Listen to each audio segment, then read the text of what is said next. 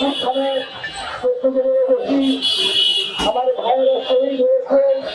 কুষ্টিয়ার মাটি শহীদের রক্তে রঞ্জিত এই কুষ্টিয়ায় শহীদ আবরার ফাহাদ শহীদ রয়েছেন। আমরা সেই আবরার ফাহাদের কথা বলছি, তিনি ভারতের মেধাবী শিক্ষার্থী ছিলেন।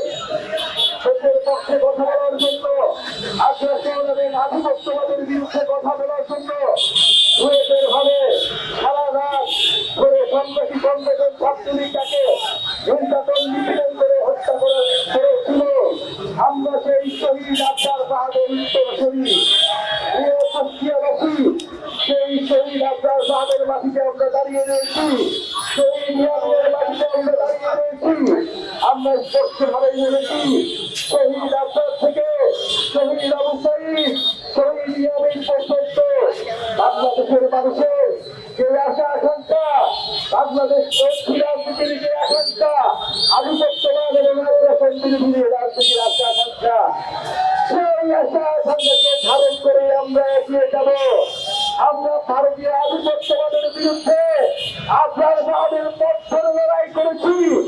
বাংলাদেশের একমাত্র স্মার্ট সিটি বসুন্ধরা এখন আরো নিরাপদ, আধুনিকতায় আরো এক ধাপ এগিয়ে। আবার যদি কোন রাজনৈতিক দল, কোন রাজনৈতিক পক্ষ সেই আধিপত্যবাদের প্রভাব হতে চায়, আমরা তার বিরুদ্ধে দাঁড়াবো। বাংলাদেশের জনগণ তার বিরুদ্ধে প্রতিরোধ তৈরি করবে। আমরা স্পষ্টভাবে স্লোগান তুলেছি, গোলামি নয় আজাদি চাই। আমরা ভারতের গোলামি থেকে আমরা মুক্তি পেয়েছি, বিরোধীর গোলামি থেকে আমরা মুক্তি পেয়েছি।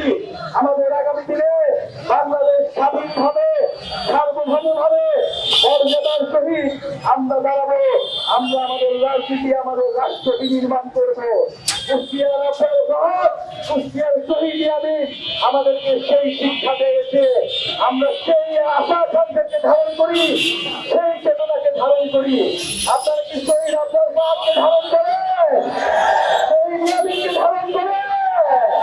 শহীদ আবরার ফাহাদের স্ট্যাটাস মনে আছে আপনাদের? সেই একটা সময় যখন বাংলাদেশের মানুষ কথা বলতে পারছে না, দিল্লির আধিপত্যবাদের বিরুদ্ধে কথা বলতে পারছে না, তখন আবরার ফাহাদ আমাদের নদী চুক্তি নিয়ে, আমাদের পানির লক্ষ্য হুৎসা নিয়ে ফেসবুকে স্ট্যাটাস দিয়েছিল, আমাদের বন্ধন নিয়ে স্ট্যাটাস দিয়েছিল, বাংলাদেশের জনগণের স্বার্থের পক্ষে স্ট্যাটাস দিয়েছিল।